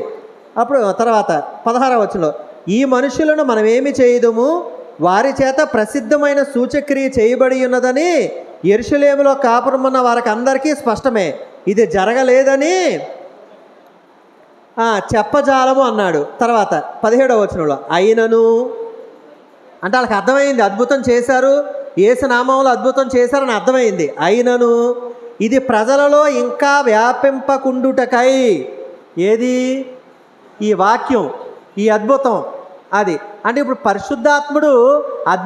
పరిశుద్ధాత్మ అద్భుతాలు చేసే శక్తి ఎందుకు ఇచ్చాడు? వాక్యం వ్యాపించడానికి, సంఘం విస్తరించడానికి ఇచ్చాడు. అది అది అది వ్యాపించటం, విస్తరించడం వీళ్ళకి ఇష్టం లేదు. ఆ వ్యాపించకుండా ఉండడానికి ఏం చేశారంట చూడండి. వ్యాపింపకుండుటకై ఇక మీదట ఈ నామమును బట్టి ఏ మనుషులతోనైనాను మాట్లాడకూడదని వారిని బెదరపట్టవలనని చెప్పుకొనిరి. ఏం చెప్పుకున్నారంట? బెదరగొట్టాలనుకున్నారంట. తెలుసు కదా ఈ మాట.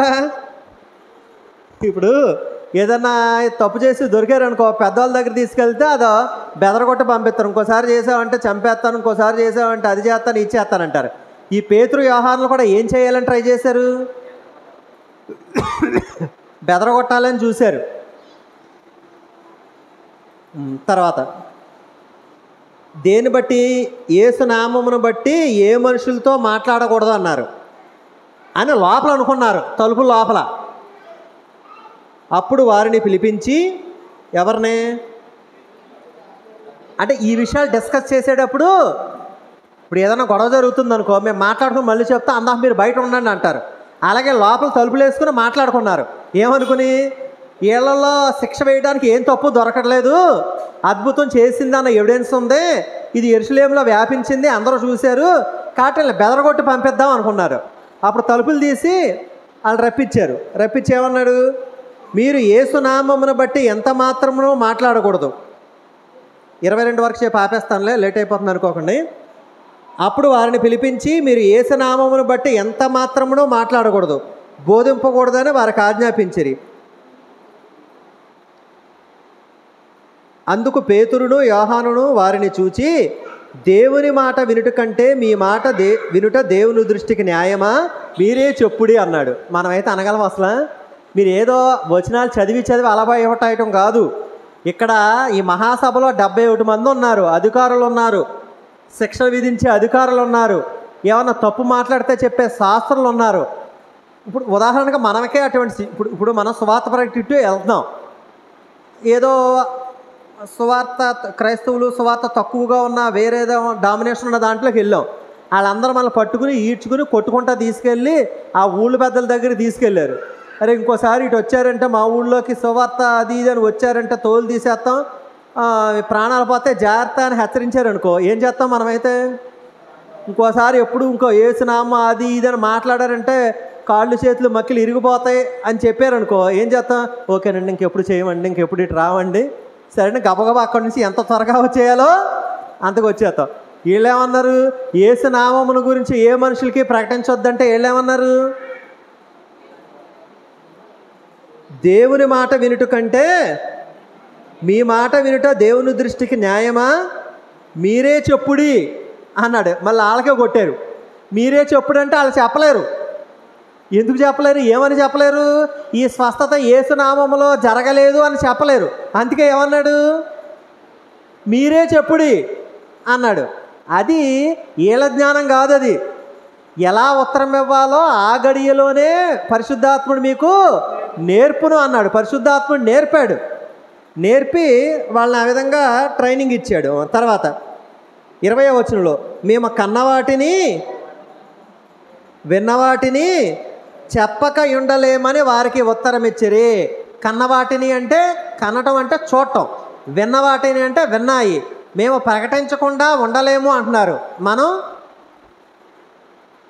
ఎంతో వాక్యం వింటున్నాం, ఎంతో వాక్యాన్ని చదువుకుంటున్నాం, నేర్చుకుంటున్నాం. ఎవరికన్నా ప్రకటిస్తున్నామా? కనీసం మన ఇంట్లో వాళ్ళు కూడా ప్రకటించట్లేదు.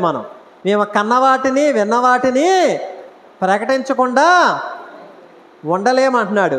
అంటే మీరు చూడండి, ఆదిమ సంఘాల్లో వాక్యం ఎంత ప్రబలమైన శక్తిగా విస్తరించిందో చూడండి. అంటే ఇక్కడ విషయం ఏంటంటే వీళ్ళేమో మీరు యేసునామమున ప్రకటించకూడదు అని ఆజ్ఞాపించారు. ఇప్పుడు ఉదాహరణకి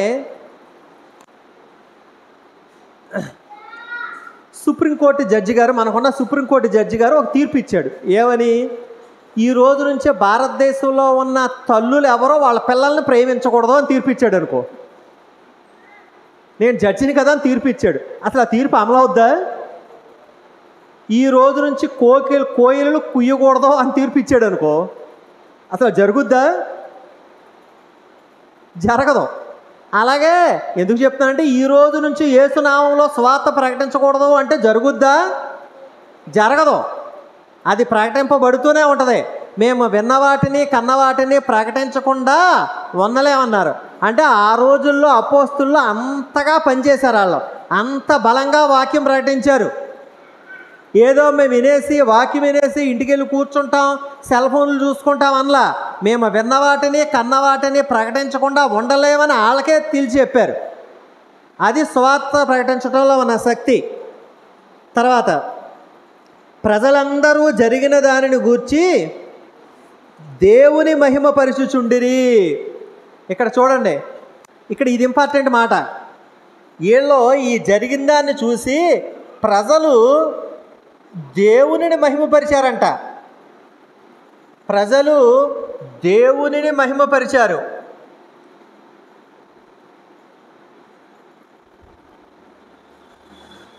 అంటే ఇప్పుడు పేతురు యోహానులు ధైర్యంగా సమాధానం చెప్పటం వల్ల, వాళ్ళ నోళ్ళు ముయించటం వల్ల ఎవరికి మహిమ కలిగింది?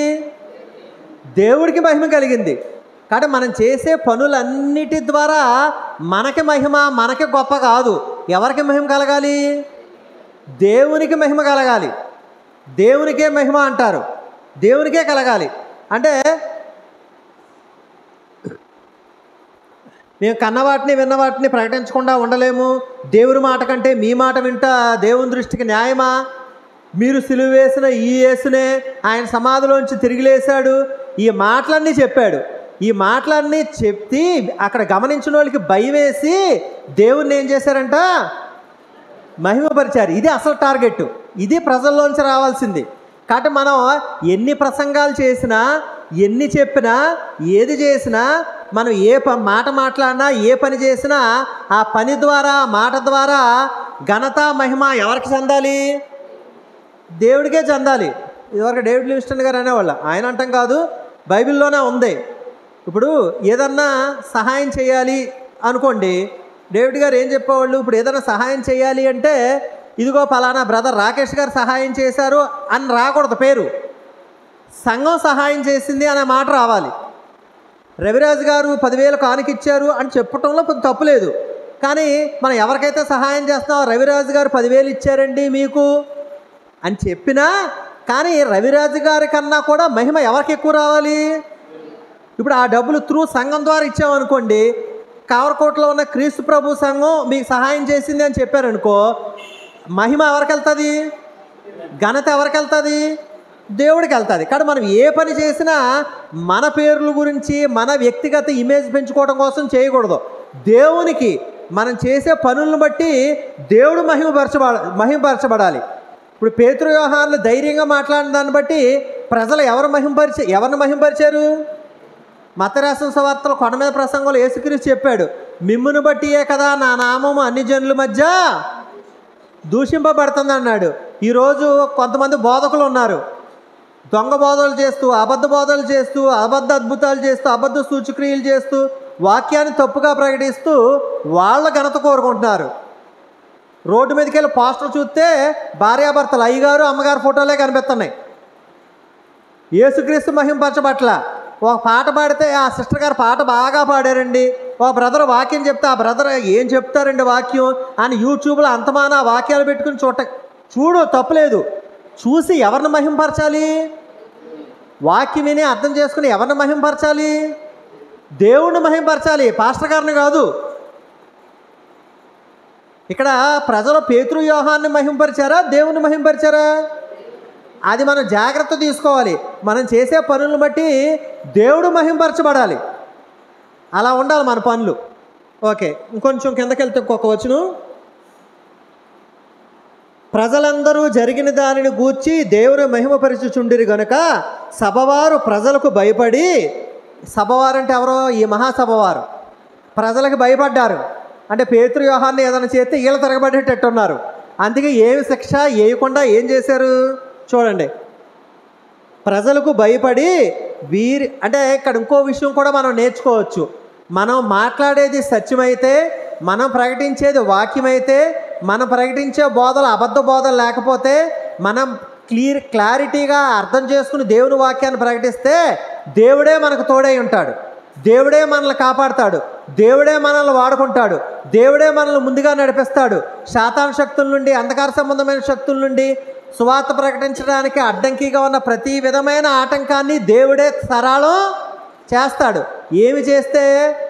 నువ్వు వాక్యం ప్రకటించాలనే ఆసక్తి ఉంటే, సువార్త ప్రకటించాలనే ఆసక్తి ఉంటే, అనేక మందిని దేవునిలోకి నడిపించాలనే ఆసక్తి ఉంటే, నీ త్రోవల్ని ఇప్పుడు పేతురు యోహాన్లు వాళ్ళ జ్ఞానం చేత, వాళ్ళకున్న ఇన్ఫ్లుయెన్స్ చేత అక్కడ వాళ్ళందరిలో నెట్టుకొచ్చారా?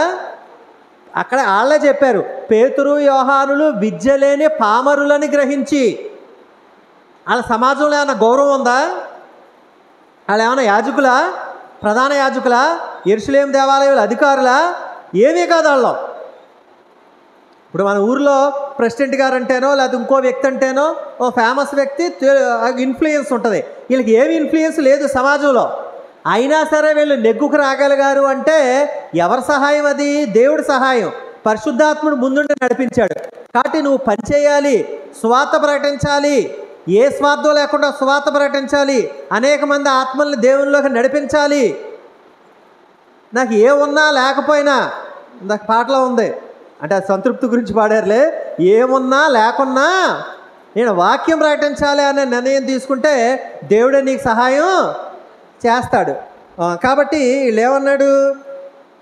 దేవుని మహిమపరచుండిరి గనుక సభవారు ప్రజలకు భయపడి వీరిని శిక్షించే విధమేమీ కనుగొనలేక వీరిని గట్టిగా బెదిరించి విడుదల చేసిరి. గట్టిగా బెదిరించారంట. మీరు దాన్ని తేలిగ్గా తీసుకోకుండా, బెదిరించటం అంటే ఏదో ఊరికినే ఒక మాటను వదిలేయటం కాదు. వీళ్ళు మామూలు కాదు. ఈ సందర్భంలో బెదిరించి వదిలేశారు. ఇంకా ఇంకొంచెం ముందుకెళ్తే తర్వాత ఇక్కడ బెదిరించి వదిలేశారు, తర్వాత పిలిపించి కొట్టారు కూడా వాళ్ళని. ఒకసారి చూడండి, 5వ అధ్యాయం 40వ వచనంలో, అపోస్తల కార్యములు 5వ అధ్యాయం 40వ వచనంలో, వారతను అని మీరు 17వ వచనం నుంచి చదువుకుంటే క్లారిటీ వస్తుంది, టైం లేదు కాబట్టి 40వ వచనం. వారతని మాటకు నమ్మి సమ్మతించి అపోస్తులను పిలిపించి కొట్టించి యేసునామమును బట్టి బోధింపకూడదని ఆజ్ఞాపించి వారిని విడుదల చేసిరి. ఇక్కడ 4వ అధ్యాయంలో ఏమని విడుదల చేశారు? బెదిరించి విడుదల చేశారు. 5వ అధ్యాయంకి వచ్చేటప్పటికి ఏం చేశారు? పిలిపించి కొట్టి విడుదల చేశారంట. చూడండి వాళ్ళు ఎంత బాధలు పడ్డారో, ఎంత హింసలు పొందారో. అంత హింసలు బట్టి ఈరోజు నువ్వు నేను రక్షింపబడ్డాం. సువార్త మన ప్రాంతానికి వచ్చింది. ఇంకా కొంచెం ముందుకెళ్తే 6వ అధ్యాయంలోకి వస్తే స్టెఫన్ వస్తాడు. స్టెఫన్ అయితే డైరెక్ట్గా రాళ్ళు కొట్టే చంపేశారు. 4వ అధ్యాయంలోనేమో బెదిరించారు, 5వ అధ్యాయంలోనేమో కొట్టారు, 6వ అధ్యాయం కొట్టాడికి చంపేశారు. స్టెఫన్ చంపేశారు, రాళ్ళు కొట్టి చంపేశారు. అది అంటే బెదిరించడం అంటే అలా ఉండేది ఆ రోజుల్లో. తర్వాత 22వ వచనంలో పరుచుట అను ఆ సూచక క్రియ ఎవరి విషయంలో చేయబడినో వాడు 40 ఏండ్ల కంటే ఎక్కువ వయసు గలవాడు. ఈ మధ్యలో ఈ వయసు గురించి ఎందుకు ప్రస్తావించాడు ఇక్కడ చెప్పండి? ఏమైంటది? ఇప్పుడు ఆ సభ విచారణ జరుగుతుంది, శిక్ష వేశారు, బెదిరించారు, యేసునామమున ప్రకటించకూడదు, ఈ విషయాలన్నీ మాట్లాడుతూ సడన్గా మధ్యలో అతను 40 సంవత్సరాల వయసు అని చెప్పాడు. ఎందుకు? ఆధార్ కార్డు కోసమా? మీకు అర్థమైందా? ఇప్పుడు స్టోరీ అంతా ఒక రకంగా వెళ్తుంది. సడన్గా వయసు గురించి ఎందుకు ప్రస్తావించాడు? ఆ కుంటివాని వయసు గురించి అంటే అక్కడ ఒక విషయం ఉంది. ఏంటంటే 40 ఏండ్ల పైబడిన వయసు గలవాడు అంటే ఆ అద్భుతం సంపూర్ణంగా జరిగింది అని అర్థం. అంటే అతను కుంటివాడు అంటే కొంతమందికి కుంటివాళ్ళు ఉండొచ్చు, కొంత వయసు వచ్చిన తర్వాత ఏమొస్తుంది? నడక రావచ్చు. అంటే అతను 40 ఏండ్ల పైబడిన వాడు అంటే అతను ఎప్పటి నుంచో కుంటివాడిగా ఉన్నాడు, ఇంకా అతను బాగుపరచడం అసాధ్యం. ఎప్పుడు దేవాలయపు మెట్ల దగ్గర కూర్చునేవాడు, ద్వారం దగ్గర కూర్చునేవాడు. కానీ అటువంటి వాళ్ళకు కూడా దేవుడు స్వస్థత చేకూర్చాడు. అది నిజంగా అద్భుతం. దాన్ని బట్టి ప్రజలు ఏం చేశారు? దేవుణ్ణి మహిమపరిచారు. ఇప్పుడు చెప్పండి, అద్భుతం ఎందుకు జరిగింది ఇక్కడ? దేవుని మహిమపరిచారు. రెండోది ఏంటంటే సంఘం విస్తరించడానికి, ఆయన రాజ్యం విస్తరించడానికి అప్పుడు దేవుడు అద్భుతాలు సూచక్రియలు అపోస్తుల చేత చేయించారు. ఇప్పుడు చేయించాల్సిన అవసరత లేదు అనే విషయాన్ని మనం గమనించాల్సిన అవసరం ఉంది. మిగతా విషయాలు ఉన్నాయి, అవి వచ్చే బుధవారం బైబిల్ క్లాసులో ఆలోచించుదాం. అంటే ఇప్పుడు ఇక్కడ మనం నేర్చుకున్నది ఏంటంటే, ఒకసారి బ్రీఫ్గా సింపుల్గా చెప్పేస్తున్నాను. పేతురు యోహాన్ని బలాత్కారంగా పట్టుకుని బంధించి సాయంకాలం అయినందున కావల్లో ఉంచారు. తర్వాత ఎంతమంది బాప్తిస్మం పొందారని నేర్చుకున్నాం? 5,000 మంది బాప్తిస్మం పొందారని నేర్చుకున్నాం. ఆ తర్వాత పొద్దుటే వీళ్ళందరూ వచ్చారు. వచ్చి ఏమని అడిగారు? ఏ బలాన్ని బట్టి ఏ నామను బట్టి ప్రకటిస్తున్నావు అని అడిగారు. అంటే ఏం చెప్పాడు? సింపుల్గా చెప్తున్నాను. మేము యేసు చనిపోయి తిరిగి లేచినటువంటి యేసుక్రీస్తు నామాన్నే ప్రకటిస్తున్నాం అన్నాడు. ఆ ప్రకటించబడిన స్వస్థపరచబడిన కుంటి అతను కూడా మధ్యలో ఉన్నాడు. మీరు సభ బయటికి వెళ్ళిపోండి అన్నారు. లోపల కూర్చుని ఏం ఆలోచించుకున్నారు? అద్భుతం చేశాడన్నది నిజమే, అతను ఎక్కడే ఉన్నాడు, అది యెరూషలేమంతా వ్యాపించింది, ఇది కాదు జరగలేదని మన చెప్పజాలం, కాబట్టి బెదిరించి పంపించేద్దామని అనుకున్నారు. మళ్ళీ వాళ్ళ లోపలికి పిలిపించి ఏం చేశారు? ఇలా ప్రకటించకూడదని ఆజ్ఞాపించాడు. మేము విన్నదా దేవుడి మాట వినాలా మీ మాట వినాలా అన్నాడు. మేము విన్నదాన్నే కన్నదాన్నే ప్రకటించకుండా ఉండలేము అని చెప్పారు. అయినా మీరు ప్రకటించకూడదని చెప్పి బెదిరించి వదిలేశాడు. తర్వాత అతను వయసు మెన్షన్ చేశాడు. అంటే అది నిజమైన అద్భుతం అని చెప్పడం కోసం వయసు మెన్షన్ చేశాడు. ఇంకొన్ని విషయాలు ఉన్నాయి, దేవుని చిత్తం అయితే వచ్చే వారం ఆలోచించడం. అందరికీ వందనాలు. చిన్న ప్రార్థన చేస్తాం.